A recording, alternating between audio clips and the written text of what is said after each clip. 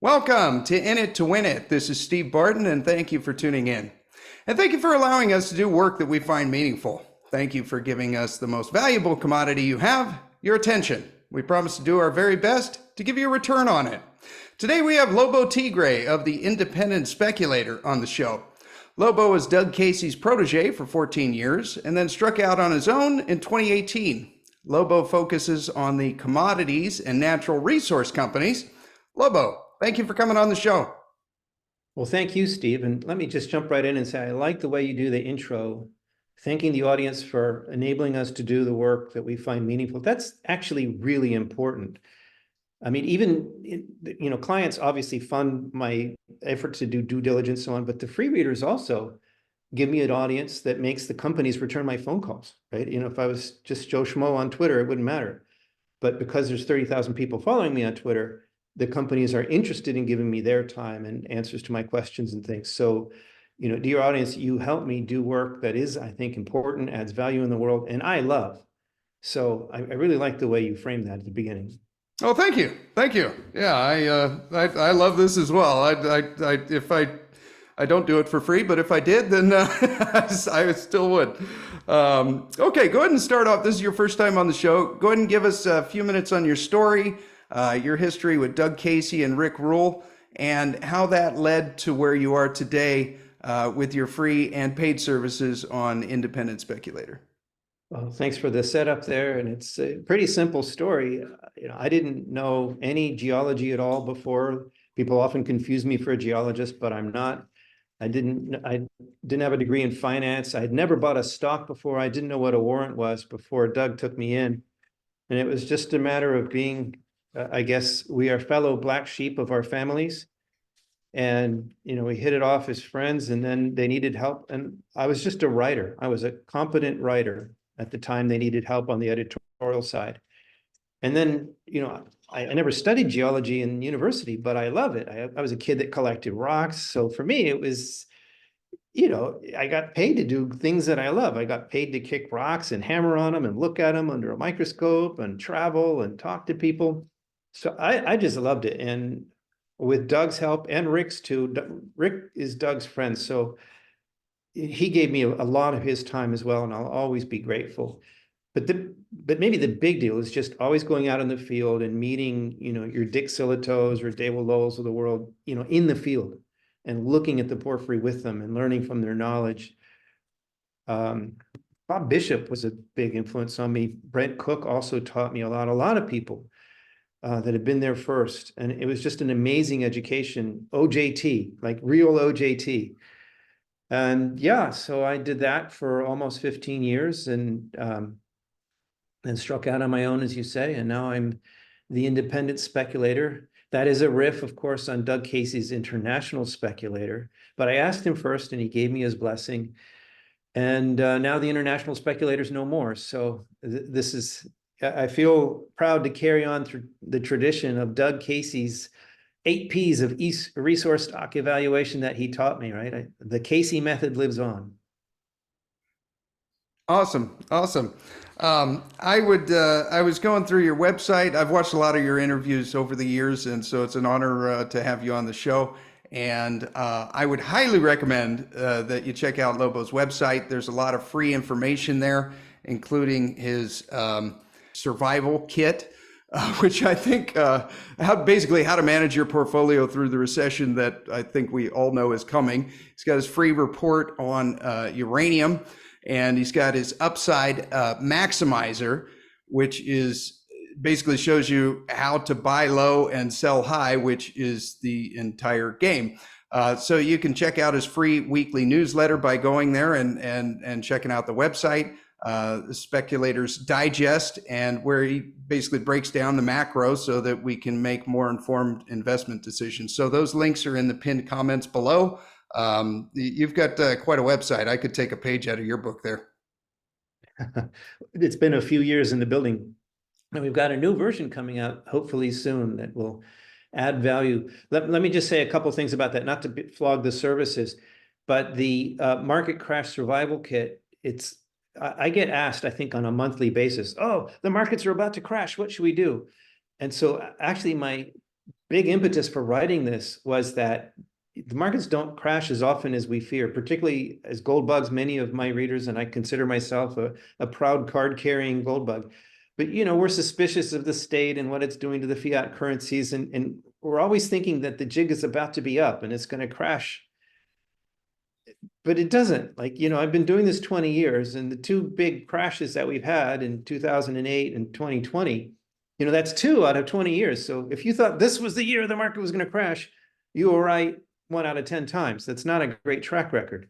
So the market crash survival kit is partly about how to harden your portfolio, yes, but also not about getting carried away and thinking when the next crash is coming, because the opportunity cost for, say, going to cash, if you think the market's going to crash and then it doesn't, the opportunity cost is huge. Yeah, especially with as much inflation as we've had. I get a lot of people that tell me that they went into cash probably at the bottom of the COVID crash, and then they just never got back in. I mean, not even into T-bills. And Right. so, Which is not a crazy thing to do. I don't know how far we want to go down this rabbit hole, but look at what was going on in the COVID lockdowns.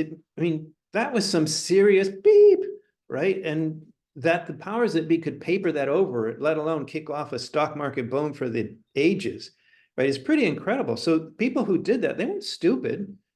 They were looking at what was going on in the real world. But that's exactly my point. It's like it looks so bad at any given time. You can see all these reasons why the piper has to come back to collect his due. And then he takes another year off. So, just beware of making that assumption. yeah, yeah. Okay, let's start out a little macro like I always do. What is your macro view of the world economy and financial markets today? Such a broad question. So the broad strokes are, I do believe that the global economy is in recession right now. That's not too hard to say if you look at China's struggles, even though, yes, they have reporting 4 or 5% growth.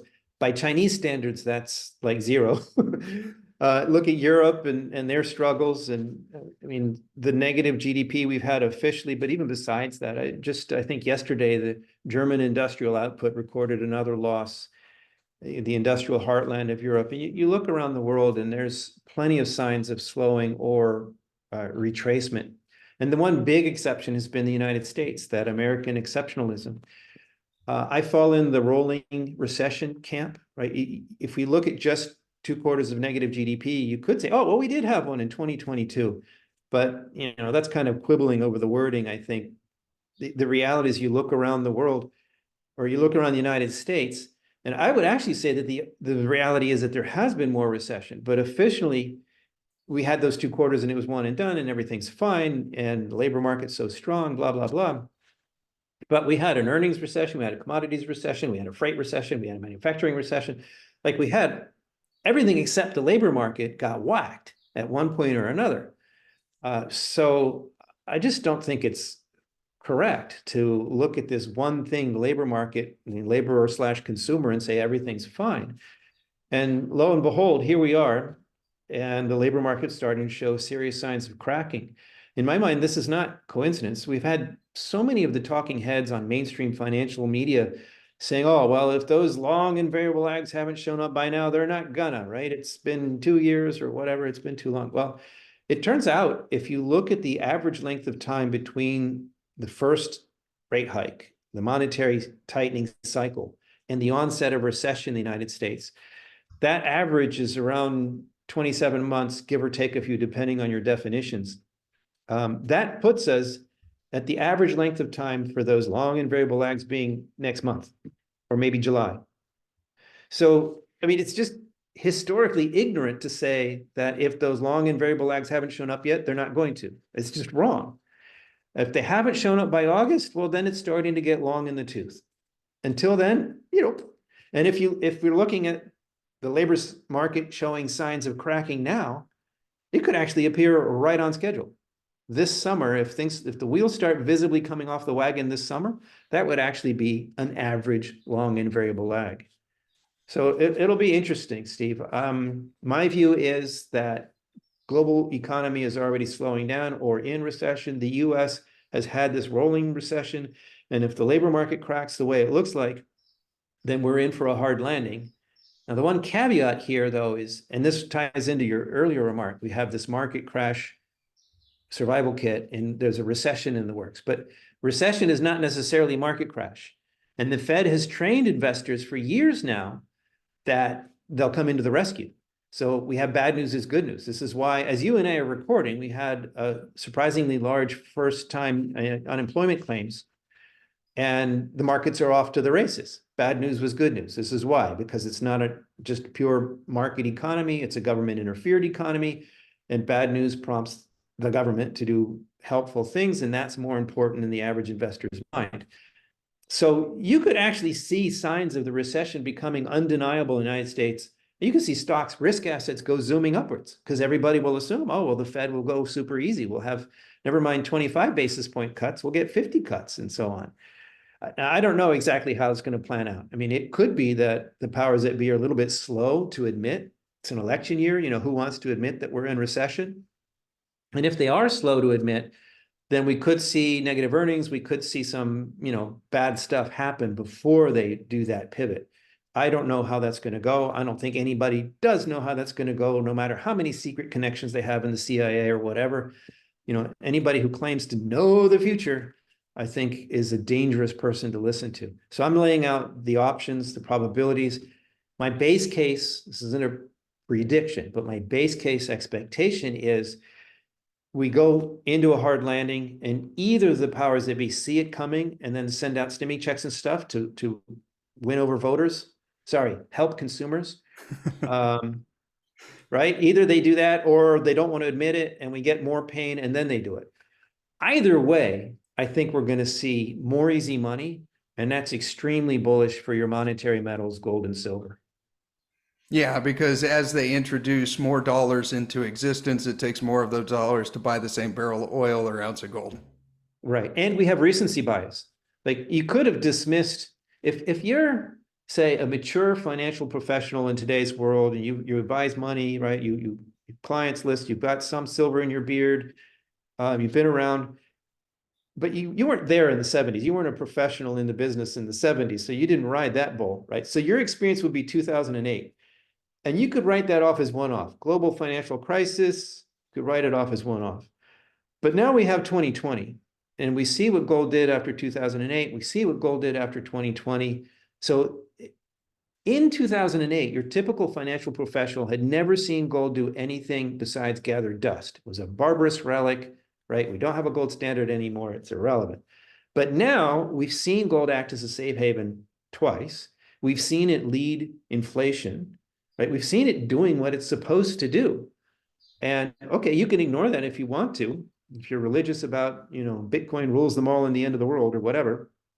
But the reality is we have numbers, we have math now, we have even recency bias on gold side. And by the way, I'm not just a gold guy, I cover all metals and stuff, but when we go to the macro, it's really easy to segue into the monetary metals. But I just think this setup is extremely bullish for gold, and without getting too crazy or hyped up, it's really impressive to me that we're going into a setup that looks very bullish for gold at prices well north of 2,000 already. Right? The last time we had a big run up in gold like this, it was starting from 1,500, went up to 2,000. Before that, it was starting, well, really, it started at 258 and went up to 1911. So I'm not promising the moon here. I'm just saying the situation is one where long-suffering gold bugs could be made very happy. Yeah, yeah. Okay, so you see us in as far as the global economy, we're in a recession. The U.S. is in a rolling recession. Pretty much ticked all the boxes except the labor market, which looks like it's starting to break down. And as far as time scale and averages, from the timing of their first rate hike, the average is around 27 months, which we're set to hit here pretty soon. So, nothing out of the norm as far as looking back in history. Right.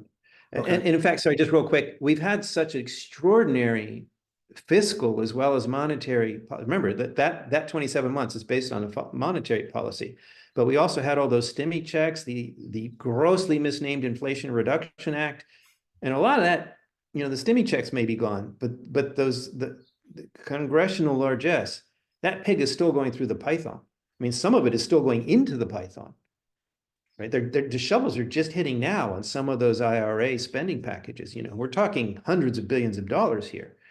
So it's reasonable to think that actually the long and variable lags could be longer than normal this time. So this summer would just be normal. If it doesn't happen by the end of the year, that would actually fit the extraordinary circumstances we're in. But I don't think that. My personal view is that it is very dangerous to put such a near time frame on an expectation like this. But I think things start coming unglued this year, possibly this summer, if not in this fall. And I think we'll see strong fiscal and monetary responses to those developments. Yeah, I think so too. I thought it would have happened last year. I even did a video on it. I But did too. I did too. But long and variable lags, I think, it was just so incredible what they did that I think, yeah, we underestimated those long and variable lags. But in fact, they're not overdue yet. yeah, yeah. Okay. Some listener questions here. Lucian of the Triangle Investor, I think you're going on a show soon. He says, Lobo, what commodity is currently the most hated, and are you buying stocks and speculating on that? Well, so I understand the question, and this is a famous Rick Ruleism. So, but I have to say that the most hated is really coal, even more than oil. But coal is tricky because it's not like gold or even copper. That's an internationally fungible commodity. You can fly your gold from your mine or wherever, and copper is pricey enough that you can ship it economically. Coal markets are regional. If you're an Aussie coal miner, you're selling it to China, probably you can ship it straight there. It's not so far. You're not selling it to Europe, or at least not in any quantity. And so on this premise of looking for what's hated, coal ticks that box, but you can't I wouldn't buy a coal ETF. I wouldn't say, okay, I'm not an expert in coal. I don't know which are the best companies, so I'll just buy a coal ETF.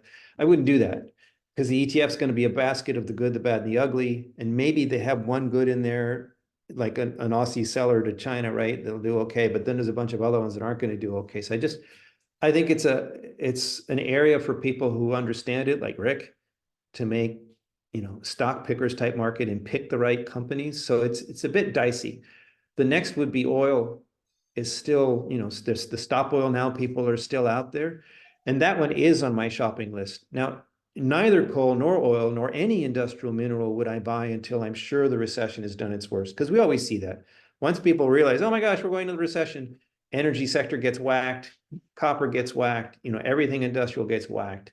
So I'm still in the wait and see mode on that. When it's obviously either the bottom is in or it's behind us or it's somewhere near enough by that I don't care, I would go to oil before I went to coal. Coal is trickier. Oil and copper would be my first two things I would buy as soon as I'm sure it's time to get into industrial minerals again.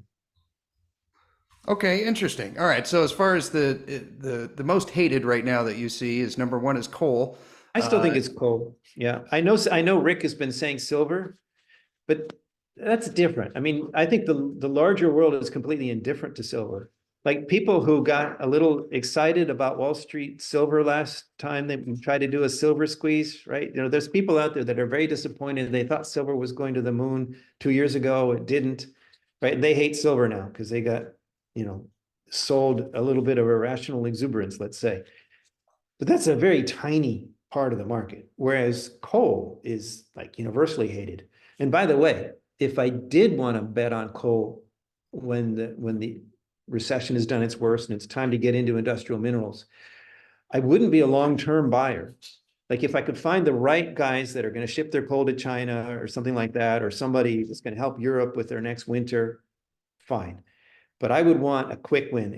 I would want something with a short fuse, because even if the world still has to burn coal for a while, it is public enemy number one, most hated thing. Every government in the world, even the Chinese, are trying to phase it out as fast as they can. They know they need it, but as soon as they can do anything else, they will get rid of it. So this is not a, buy and hold for the generations kind of thing. Yes, we'll still be burning coal 30 years from now. It's going to take a while to get rid of, but that doesn't mean you're going to make money for 30 years on it.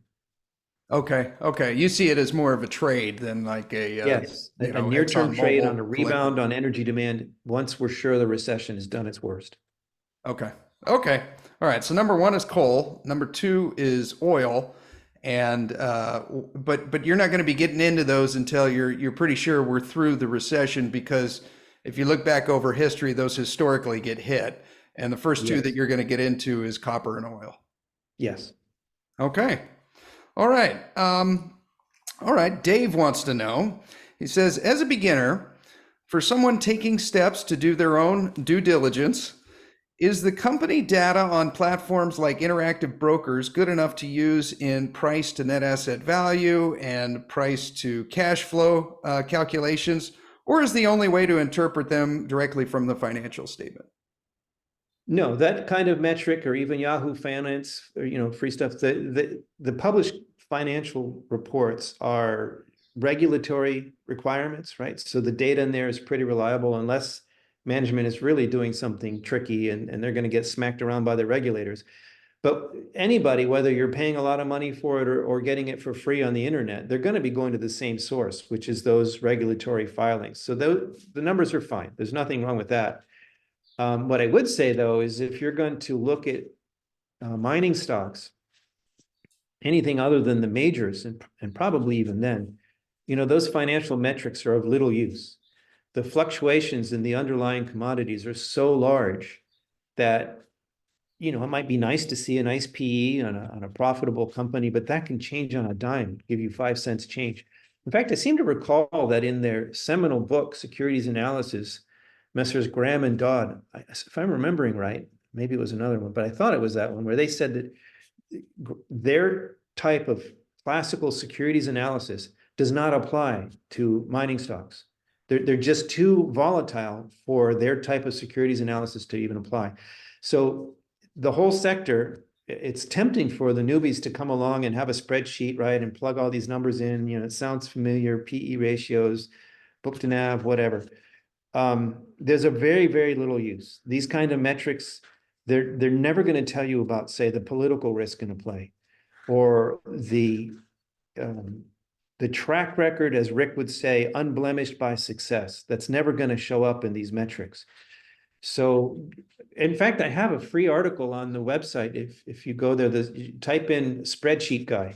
It's called The Adventures of Spreadsheet Guy. And it's a warning to not, it's not that you ignore the numbers, but to not approach this in an over mathematized way. It's kind of an art and a science, if you'll allow me to put it that way. And you need to look at the human variables. Like Doug Casey's 8 P's of resource stock evaluation that he taught me. The first P was always people. It wasn't PE or anything like that. Yes, Adventures of Spreadsheet Guy. There we go. If you've got people who are known crooks or lifestyle company types, or have never built a mine before, never discovered anything, like, why would you trust them to get lucky this time? It does happen, but it's not the odds to bet on. And if you've got people who are known crooks or who have sent money to money heaven repeatedly in the past, it doesn't matter how great the rocks look. They could have bought a project with known ounces in the ground or pounds in the ground, looks really great. But if they're crooks, they're crooks. It doesn't matter how great the project looks. It's a vehicle for them to extract money from shareholders and continue their lifestyles. Okay, so when the companies put out these numbers, it goes out into a database, and Yahoo Finance just pulls it from that. So they're all gonna jive, and these numbers will apply to companies like BHP, but not so much to the junior mining company he might be talking about. Right. Well, so what I'm saying is even BHP, like Graham and Dodd would say, beware of applying traditional securities analysis to even something like BHP. But okay, you could do that with the majors. But the junior, well, just think about it. They have no E. Yeah. How can you have any kind of proper PE if there's no E? Or as Rick likes to say, what's the proper multiple on negative whatever millions in earnings? Should it be minus 10 times E, or would minus 20 E be good? Right? Obviously, you need to look at these things differently. Yes. Okay, got a couple of questions on uranium here. So Marcelo wants to know, what makes a good uranium deposit? Well, people say grade is king. I would say margin is king. And, there's a lot I could say to answer this, but let's put it this way. Well, there's that free uranium report you mentioned earlier will help with a lot of the basics. But I have a way of really simplifying this market. And a lot of people don't like this because it kind of puts a lot of their favorite darlings out in the thumbs down category. But it's like this. How many times have you seen a press release from a company that says, oh, we have these great results for non-Athabasca uranium? And I was, yeah, we've got 0.5%, for non-Athabasca uranium, that's really high grade. And that's true. 0.5% is well above the global average. But think about what they're saying. If we don't have these really great deposits in Athabasca, well, then our stuff's pretty good. But it's like the Athabasca exists, we do have the Athabasca. So if I can have a deposit with 70% uranium, that actually exists, I'm not making that up, right? Or even just, a large deposit with 5 or 10% uranium, when the global average is 0.1, and I can go 100x that in the Athabasca. Why would I bother with something that has 5x that? Now, I'm not saying that everything else is crap and nothing outside the Athabasca Basin will ever get built. In fact, there are projects outside the Athabasca Basin that are being built and brought to market right now. So don't overplay this card here. But just think about it. If you're not sure where to go, there is this province where there's just consistently discovery after discovery of super high grade stuff that will pay for, moving a lake or building a very deep mine or, things like that. So because that's kind of obvious, that sometimes it's difficult to get in. If uranium's just gone up, these stocks, all of them that have anything, they've all gone up. But markets fluctuate, fortunately. So if you're in a correction like we are now, there are some of these stocks have come off and they're a reasonable speculation, because I do think the next big move in the uranium space is up. Far better would be is if you're patient and you watch the big cycles, like as long ago, right, as 2022, people hated uranium because it had spiked in 2019 and then did nothing for more than a year. And it seems like resource speculators, they're not happy with high prices or higher prices. The price has to be rising or they're miserable. So we had a much higher uranium price, enough to incent new production even in low-cost projects. But that wasn't good enough. If uranium wasn't rising, it sucked. And it sucked for more than a year. People hated it. And the best companies in the business were on sale on the deep discount rack with the moose pasture companies that had nothing. The late 22 was a terrific time to buy uranium stocks. And then 2023 hit. Suddenly people were like, oh my gosh, we don't have enough uranium.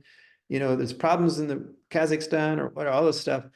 So I can't say I knew exactly what was going to happen in 2023, but I am on the record. You can go back and look at my interviews. My highest conviction trade for 2023 was uranium, not gold, not silver, not copper, uranium.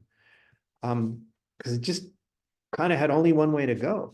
So that's what I'm saying. If you have patience in the time frame, you want to buy low, sell high, and these things cycle up and down.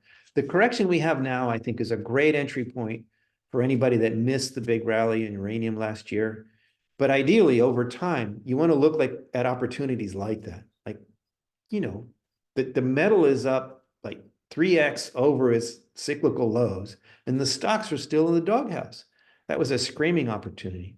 And by the way, I feel quite similar about that with gold now, where the gold is hitting nominal all-time high after nominal all-time high. And the gold stocks have barely budged. Well, some have moved a bit, but many of them have barely budged. So there are great opportunities in the gold space right now. I like a lot. Okay, maybe we can pull that up. I'm going to share my screen here with, and I saw you pull up this chart with Rick. Okay, so this is gold divided by the XAU, or if you prefer, we can do, I'll bring it out to the long-term chart here, or we can do XAU Actually, divided let by me gold. jump in, Steve, since you're doing this. If you want to pull up right on our homepage, there's an article called Are Gold Stocks Broken? And I think the Okay, charts there are very clear. okay, there we go. So if you scroll down there, you'll see, Ah, right. So one way of looking at it is a ratio, which you have below. This alligator jaw chart is is the one that people talk about. Like, it's like the stocks have fallen and they can't get up. And this is important because the whole idea for owning these stocks is that they give you leverage to the underlying commodity.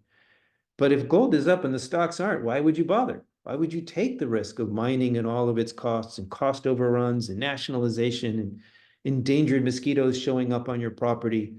If the gold stocks aren't going to go up 5x over the price of gold or any stock in the underlying commodity, why would you buy it? So people are giving up on the stocks. And this chart shows why. Though we see a change in behavior with red line. But if you scroll down a little bit, you can see a ratio. This is looking at it in different time frames. Scroll down a little bit more. There's a one-line chart if you keep going. Okay. There you go. Ah, So that's gold versus gold stocks using the XAU, like you're saying. okay. And so higher is badder, right? So we've seen that it's gotten worse and worse since 2020. The latest move is downwards. We'll see how long that goes. But you can see that average is the blue line. So right now, the stocks have underperformed. And I'm not sure where you were going with your question, but my feeling on that, there's a couple things, but I think that the smart money saw 2020 as a gold spike like 2011 or 1980. And so the smart money since 2020 has been leading, the stocks have been leading gold down. Problem is that's wrong. Gold hasn't gone down.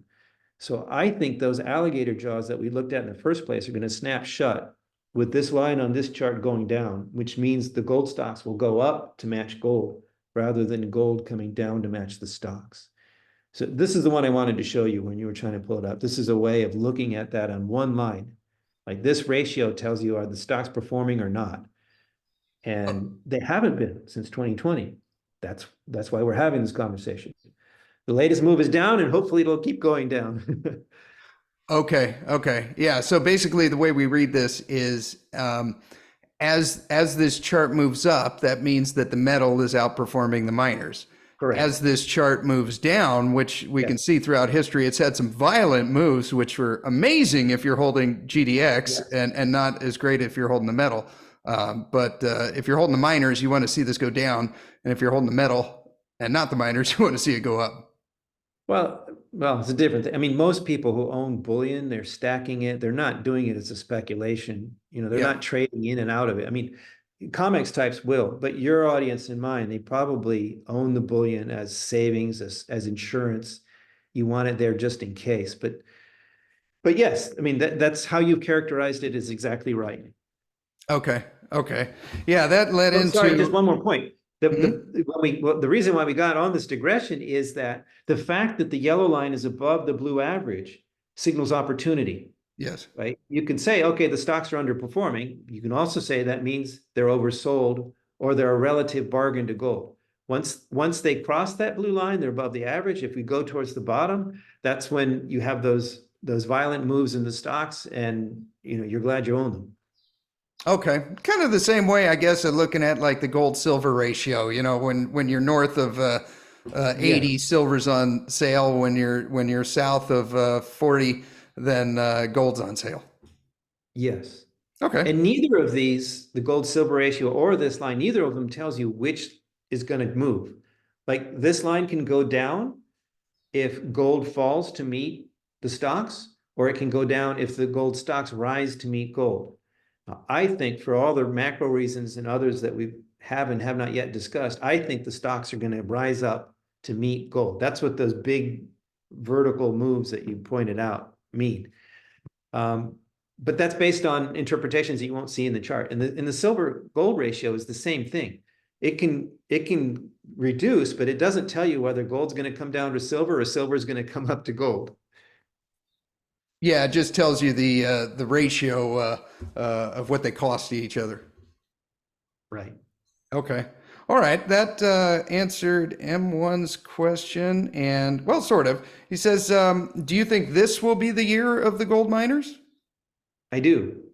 When I was saying before that I said in 2022, I said 23 was going to be the year of uranium. This year, I said it was the year of gold. But I must say that I'm not being a terrifically predictive guru here, because even though I said gold was my highest conviction trade for 2024. The reasons for it were the macro that you and I started with, the undeniable recession. That's always good for gold. And then the pivot and the easy money, that should be good for gold. But that hasn't happened yet. We've gone about as high as I thought gold might go by the end of the year, and the first quarter and a bit. And I think that tells me that there's a new buyer in the market. There's a new dynamic. Like gold hasn't gone up to 2,400 because people think the Fed is going to pivot. The Fed is, if anything, looking to go in the opposite direction, potentially higher for longer and all that. And gold's gone up anyway. So that is different. That's not the same dynamic we've seen before. I think we have a new whale in the market. I don't think it's just the central banks, because they've been in there since the US weaponized the dollar. There's no reason for them to start, buying even more suddenly, like a hockey stick. They're there. They're an important part of the market. But why would they just suddenly start buying, crazy amounts more? There's no reason for that. So I don't think it's just the central banks. A lot of people are pointing at China now, and there is data that suggests that is happening. But I think it's more than that. I think it's not just the Chinese. I can't prove this, but my working hypothesis is that around the world, we've got two hot wars. We've got inflation is sticky. People are starting to talk about stagflation and remember what worked in the 70s. We're in uncharted waters. So I think it's actually a generalist move of deep pockets. And by the way, no, the ETFs are not benefiting. People don't want paper gold. The stocks have not yet benefited. People don't want that. They're buying physical. This new whale in the gold market wants physical gold, and that smacks of allocation to a safety hedge. This is big money that's saying, you know what, maybe we should have a little bit gold to hedge our bets here in case things don't go the way we think. I can't prove that. That's my working hypothesis. Maybe in hindsight, we'll find out. But either way, my reasons for being bullish on gold this year are still ahead of us, and we're going into it from a much higher base. So it's pretty exciting. Yeah, I thought at the beginning of the year that gold would go to 2,500 by the end of the year, and I was kind of in the same camp.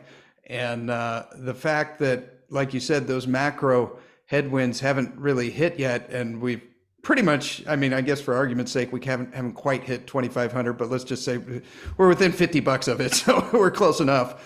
Yeah, I think this is going to be pretty impressive. Okay. Heroes Mentality, Thomas and El Screeve. I'm kind of putting all their questions together in one here. It says, historically, gold goes up in anticipation of a recession. And when the recession hits, it gets sold off down heavily, but it recovers faster than everything else. Do you see this happening? And how will the gold stocks play out? I think that's not quite accurate. I mean, gold tends to go up with a recession, but they're talking market crash. When gold drops sharply, like the flash crash of 2020 or the GFC in 2008, it wasn't, gold going down with recession. It was gold going down when people were jumping out of windows, just about, right? The margin clerk is calling you saying, you've got to sell something, you've got to cover. And what do you sell? You sell what you can get a bid on. So in my view, those sharp declines in gold are not failures on gold's part as a safe haven asset. They're actually gold doing its job exactly. The ultimate source of liquidity in time of need. What are savings for? You dip into them either because there's an emergency or some incredible opportunity, right? So I think, and I'm not alone in this, many people have said the same thing. We had liquidity crunches cause, whatever can be sold to take it on the chin initially. And you can tell that it's different because, like in 2008 in particular, 2020 was weird. That was a very strange exogenous shock. But in 2008, it was like textbook. Everything gets whacked, including gold, silver, oil, everything gets whacked. And then most everything carves out a bottom. We say, markets carve out bottoms, right? It took a while on into 2009 later for things to start coming back. But gold and silver at that time came screaming back, this really sharp V-shaped bottom, where gold not only recovered from November through December, it ended the year in the black. Like it had a good year, rolled over, and it recovered every bit that it lost and more than that by the end of the year. Yeah. Right. So I think this is important to remember because people look at, oh, in a market crash, gold sells off. Well, yeah, but that's actually a good thing. It's gold doing its job. And then the immediate response afterwards, the fear, the safe haven demand drives money into gold exactly as the monetary metal should respond. So the answer to the question is, I don't think that a recession necessarily leads to a market crash this time. If, as we were discussing earlier, the Fed has trained people to say bad news is good news, a recession could actually cause a market rally with no crash at all. And then there'd be no liquidity event, there'd be no reason for gold to sell off. And then gold does well as a safe haven in a tough time. But also, if the market is right, if the market rallies because they think the free money helicopters are going to fly again, well, gold sees that too. And that's why gold went up in 2020. It wasn't just the COVID fear, it was front running inflation. People often say, well, oh, gold doesn't correlate with inflation well. It's not an inflation hedge. Well, that's because it leads inflation. Right? The gold went nuts in 2020. There was no inflation then. In 2021, 2022, gold goes sideways and we had high inflation. So if you run a correlation in this most recent bout of inflation in gold, it's like negative. There's no correlation. But that's because the gold front ran it. And we saw that after the GFC. We've seen it in the past. I mean, this is part of what made gold so potent in the 1970s was that expectations for inflation were so high. It's one of the reasons why the Fed is so obsessed with inflation expectations. They lets the cat out of the bag there. So what I'm saying is if we end up in a situation where we have this recession, Fed pivots to easier monetary policy, or even if it doesn't, if Congress goes nuts on the fiscal side, that's inflationary. People will see it coming. And inflation's already sticky above the Fed's target. So the Fed didn't quite beat it, and now it's likely to go up again. I think that's an extremely bullish environment for gold. So I would not expect the recession to push gold down at all. And I'm not sure we're going to get a market crash. If we do, in a real bona fide waterfall event in the markets, everything gets whacked, and that will include gold as well, silver as well. If that happens, I think that'll be a spectacular buying opportunity. I mean, just think about like 2020. If you could have bottom ticked 2020, and you forget bottom ticking, if you could have bought anywhere near that bottom when gold went off the waterfall, Yeah, you'd have done right. pretty You're well. talking right here. So basically, gold was screaming up here, and then it went from 17 down to 14, and then shot right back up. Yes, I'm not seeing that on your graph here, but Oh, is oh, it I'm not sharing looking at the screen? yellow arrow. That's not Yeah, big the enough. yellow arrow. I mistakenly put it over here to begin with, but yeah, right there. I mean, we're up at 1700, down to 1450, and then right back up within the matter of a month or so. Oh, that's a long chart. Okay, yes. Yeah, sorry, Yeah, this is the weekly chart. Here's 2020, and then the great financial crisis was back here. So it was just a quick little drop, and then we're right back yeah, to it. yeah. Whereas if you look at a chart of Amazon or something, it's a huge, long, Right. kind of Carving out the bowl-shaped bottom. correction like you're talking about. So again, I don't know that that's going to happen this year, but if it does, fantastic buying opportunity. And you want to make sure that you're liquid and screw up your courage to take advantage of it. And people are going to tell you, oh, you're going to try to catch a falling knife, all that stuff. And I don't know where the bottom is. I can't tell you, oh, here's the price. Buy gold when it hits this, right? Nobody knows that. And I wouldn't believe anybody who said they did know that. But you'll see a substantial correction, right? You'll see a large double-digit correction, and that will be, time to start looking to buy. Okay, awesome. So if it is, then we'll rotate some of those T-bills into gold. Um, all right, Alex wants to know. He says, when entering into a position for a particular stock, what are the signals that it is time to start allocating capital? Is this capital allocated in segments? In other words, are you tranching in as a stock falls or rises, or is all capital allocated at once? So a couple of things. In terms of signals of buying, it sounds a little bit contradictory, but I think of myself as a value speculator. So I'm not a TA. I'll look at the charts. I'll look at price volatility. And if something's fluctuating in a range and I want to buy, I've decided this is a good value. I see from this range a compelling value proposition. That's my buy decision. But then I'll look at the charts and I'll look at the volatility and I'll say, well, heck, this thing's fluctuating between $1 and $1.20. It's $1.10 now, and it's fluctuating in that range. Well, I want to get in at $1. I don't want to pay $1.10. So I'll watch it unless there's some reason to think, oh, there's an overdue press release. They're about to put out some spectacular drill result. Maybe in that case, I might be in a bit more of a hurry. But otherwise, I'll say, well, look, this thing's fluctuating. Here's what the chart says. It's hit $1 5 times in the last month.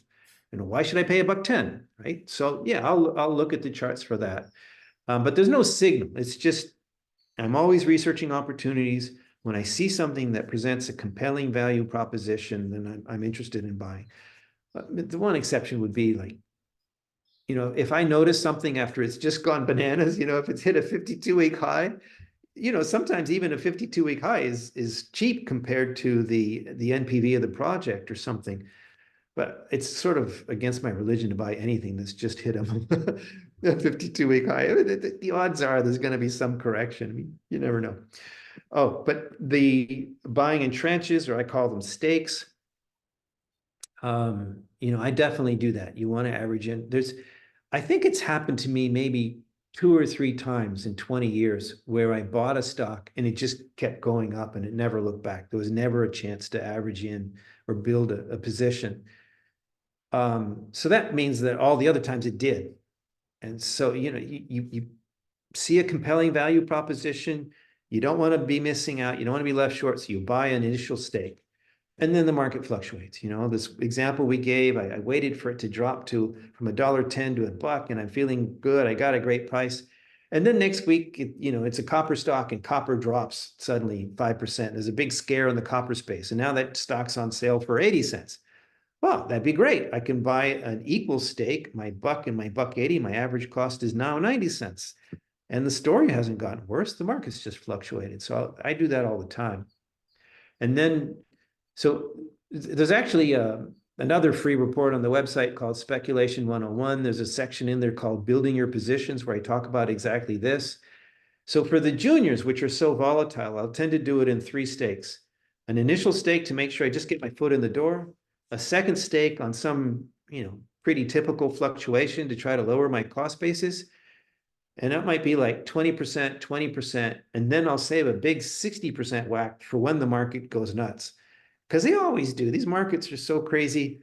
Or like when 2021 hits uranium or something like that, or 2020 hits everything. And then I'll back up the truck for that big stake. If I can buy a larger chunk for 40% less than I paid in the first place. I may never get that one filled. That may never happen, but at least I've got the first 2 filled and I've got a price on average that's even better than I liked in the first place. If it's a bigger company, one of the big go-to names, I might only go with 2 stakes. One solid initial stake on some fluctuation and then a big one, another one on a cyclical low or something. I would say that in general, there's no one-size-fits-all formula here. Your risk appetite, different things could go into this. But the main thing is to remember that, markets fluctuate, commodities markets fluctuate even more. Mining stocks, before cryptos came along, mining stocks were, as Doug Casey famously said, the most volatile securities on earth. And so you could find a great company's done nothing wrong, and even the underlying metal hasn't gone down, and the stock will sell off 30, 40% because some whale of a shareholder is getting divorced and needs the cash. Or some fund had a management problem and they're facing a massive redemption. And the market is fine, the company's fine, there's nothing wrong with this, and yet it's on sale 30%, and that triggered a bunch of stop losses, it goes down to 50%.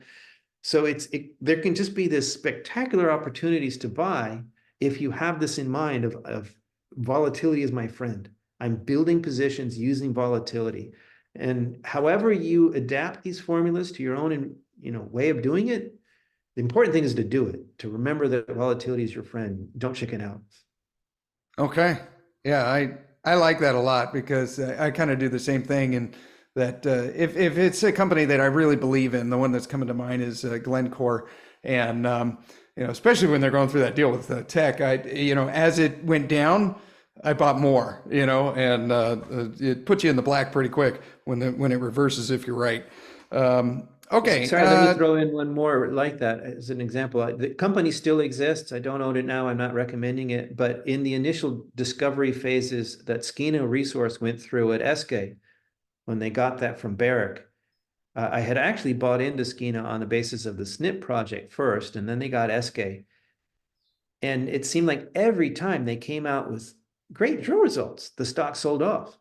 And it did that for years. Like there's just, it was so wrongheaded. And it seems in retrospect that there was some disgruntled, very large shareholder who was in fact using the press releases as liquidity events to unload a very large position. But that, it was one of those things that really makes you question your judgment. Here's this stock, I keep putting, I put more money into it, and it keeps going down. Like, am I missing something? Is there a fatal flaw here or something?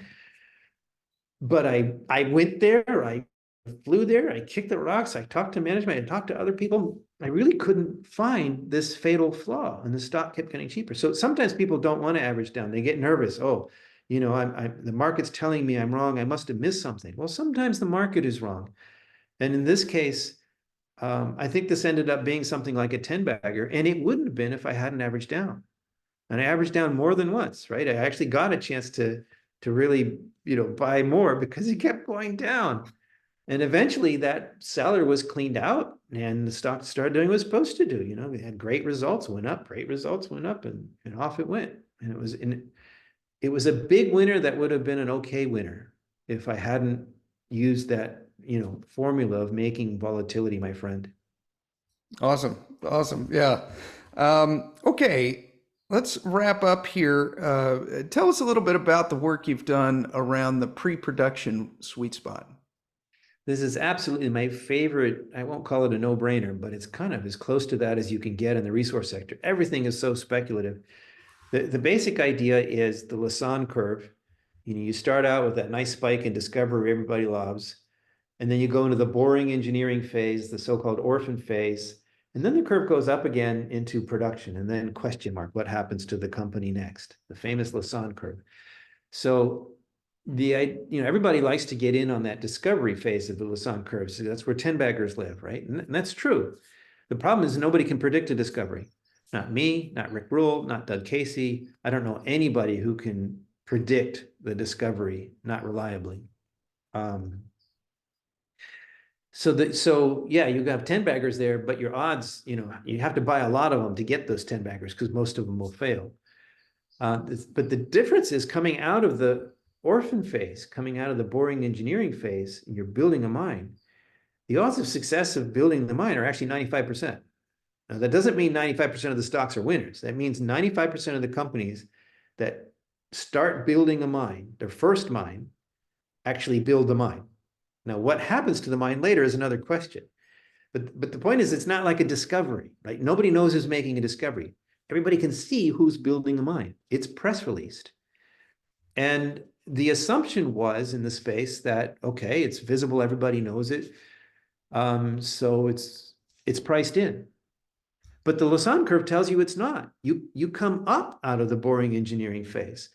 So I asked Doug, I first started researching this when I worked for Doug Casey, and I said, well, what is the increase from the boring engineering phase to production? He says, I don't know, 10 or 20%, right? It's priced in. So we went and looked, and a very bright guy works for me and still works for me now, or works for me again now, did the original math on this. And we found a couple dozen examples. And the average gain from the construction decision to first pour was 145% or something like that, more than a double, almost 1.5x. Wow. So that can't be right. That's way too much. Go find some more, do it again. And he found some more examples, and it was like 120%. So it was still well over a double from the construction decision to the first pour. So I took it to Doug and I said, Doug, we've looked at this twice, and that pre-production sweet spot, the end of the Lassonde curve, doubles your money. He says, no, that can't be right. So we went and did some more, and it was still over 100%. The current math, now it's many years later, Casey research no longer exists. I've duplicated the research and expanded on it with the help of my resident genius there. And I have several resident geniuses. I really love my team. But anyway, the current database has about 130 examples.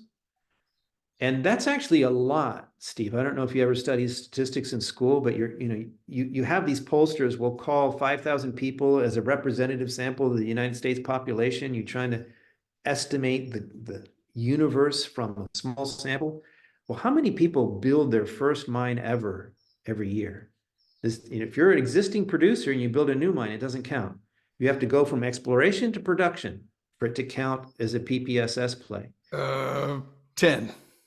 No, it's more like 2 or 3 Oh, a year. wow. Okay. I mean, think about it. If you hear about B2 or Alamos or somebody building a mine, they already have mines. It They doesn't already count did it. Yeah. Okay. right? You have to be an explorer that's going to build your first mine.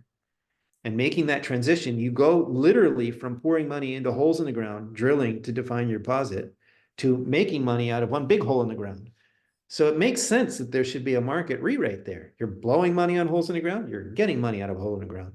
Big change. Long story short, as far as I know, I'm the first person to actually measure this. My PPSS database, as far as I know, is the only thing like it. And I was starting to say, even now, all these years later, we've done it again and again and again, bear markets, bull markets. It still works. The average gain is still around 100%. We have 130 companies in there. And if you only have 2 or 3, or maybe on a busy year, 5 of these, and the database covers the last 30 plus years, we actually have almost all of them. So this isn't just some tiny representative sample that we're saying represents we actually have most of these companies.